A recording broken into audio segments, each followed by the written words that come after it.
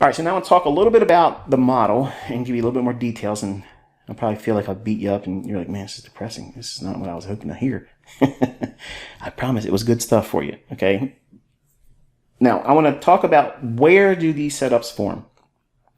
So in your journal, this is like a subtitle area for this video.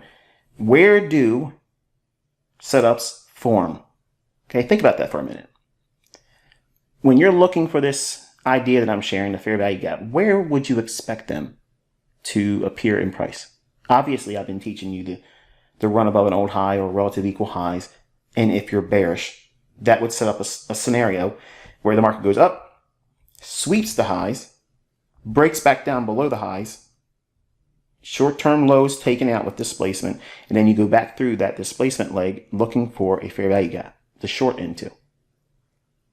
That's pretty simple logic, isn't it? Well, visually, I want you to understand it. Okay, so that way, in your mind, I do this exercise all the time with my students.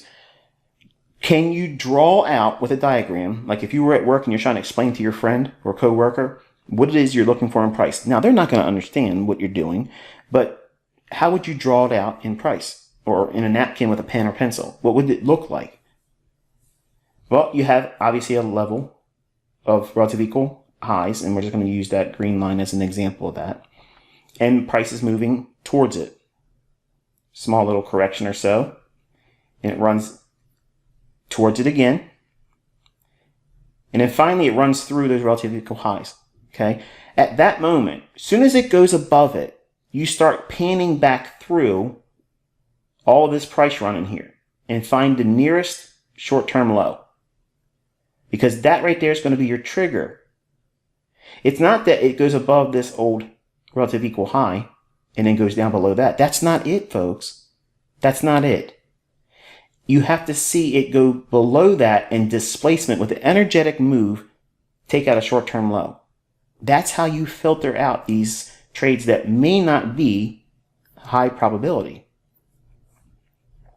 So that area right there, as soon as you run above the relative equal highs, in your mind, you're looking for where's the trigger. Because until it takes out that short-term low, there's nothing going on. There's no trade there. There's no setup there. Then when there's displacement, that displacement leg in price action, that right there is your foundation to the setup. That's it. Once you have that, then you can go into that area and look for the fair value gap. That's the logic. That's the pattern. That's what you're looking for. This is if it's bearish. Now, if those relative equal highs would have been traded through this morning, I would have expected this scenario. Okay. Before it ran those relative equal highs, I was looking for, like down here, price was trading down into that area. I was showing you my interest today. I'm watching this where it was likely to go down to, this is kind of like the low. In my mind, I'm kind of using it as an example. What I was expecting price to do once it got down into that fair value gap that I was saying. I'm watching this, that little arrow. Okay, I showed that little gap. I was expecting this type of movement to set up the run above those relative equal highs. But there was no movement here to set up that run either. So two scenarios that I would have loved to seen develop just did not pan out. It just simply wasn't there. Now, I'm going to teach you another approach, and this is kind of like what I was expecting. And had it panned out this morning, if it would have gave the real setup, which it did not, I've already shown that, that little fair value gap that I was waiting to see a response in, it didn't do it. Just melted right through it. But if it would have done this, but this is going to be the sell version, okay? Just reverse it for the going long idea. If you have an old fair value gap above you, okay, so you have an old fair value gap and the market's below it and it's trading up and you're bearish, but you think it's going to go up to that fair value gap. The same logic when it trades up to the relative equal highs. Once it trades into that fair value gap, it doesn't have to completely close it. If it trades up into it, anywhere between here and here is good. Okay. If it trades above it, you can really make it simple and say, okay, the low of the fair value gap, treat that like the same logic that you use for the relative equal highs. Doesn't that make it simple and easy? That way you don't have to worry about how hard do I need to know? You don't need to know that because you're waiting for something to happen. What is that? Once it takes out the low of the fair value gap and trades in there, you go back through that leg and see, okay, here's what. There's that trigger. That's that shift in the market structure you're waiting for. Then you have the displacement leg. So once you have that, you can go back in and look for the fair value gap. Okay, so that's the 2 entry strategies for this model. There's no other way of worrying about what does it look like this. Now, visually, this is what you're doing. Okay, it's simple. And if it feels like it's not simple, watch this part of the video a couple of times and then go back and look at price action in live data and in old back testing. Go back and look at old moves and you'll see this logic is there. Okay, it's algorithmic. It repeats. Unfortunately, today, it didn't give me the setup to allow myself to sit down with you tonight and say, okay, this is what I did, because I was going to trade it. Okay, I was going to enter at the low, run the highs, go short, and ride it down that way too. I was going to do it, but nothing panned out. It didn't mean that the model's broke. It doesn't mean that the model's broke. It doesn't mean that I can't find winning trades. It just means that the market did not provide the structure to allow this to form. Does it result in a losing trade? No, because the logic wasn't utilized that would have put me in a losing trade. It never formed.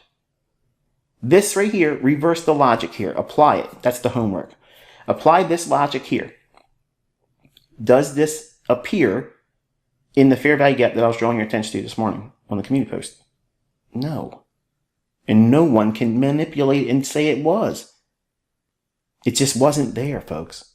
So, it's just a missed move. And there's nothing you can do about it. Except for beat yourself up and say, oh, I wish I woulda, coulda, shoulda. And that stuff doesn't make you money. And it doesn't take any more money out of your pocket. So don't do it. Don't waste time doing it. It's toxic thinking. So hopefully I don't need to bring up all this negativity anymore and address any of it like this, because I'm never going to entertain it in a video again. But I want to lay the foundation and provide my response to anybody that would think like this or say this, whether they're trolling, whether they are sincere, whether they feel like they've been victimized. Okay? You've done that to yourself. If you pushed a button and you entered a trade, you did that. Nobody in this community, including me, chief of all of them, never told you to buy or sell anything. You're never going to have instructions where I'm telling you to buy or sell anything. It's always going to be study this, observe this, watch this. That's what I'm saying. They're not code words for anything.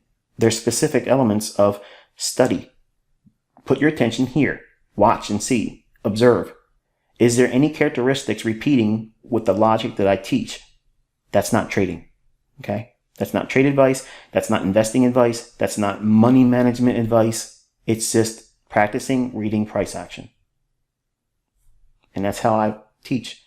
It might not be for you. Maybe you want me to drive around in Lamborghinis and lie to you about stupid stuff that ain't going to work in the market. That's just not what I'm going to do. That's not me. I do things in the charts that make sense. I teach it. It's transferable knowledge. But you have to be prepared to receive it, study it, practice it, and endure all these times where you look for something to be there and it doesn't happen. And then a move takes place that you've missed. That's the test. Are you going to lose your mind because you missed a big move like today? I used to do that when I was younger. And it got me nowhere but backwards. Don't live in your losses.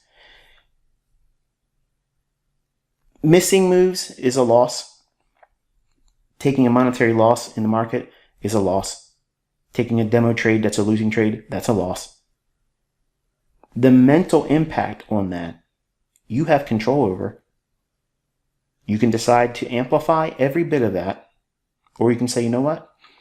What can I take from this so that way I can never be hurt this much again by it, because it will repeat.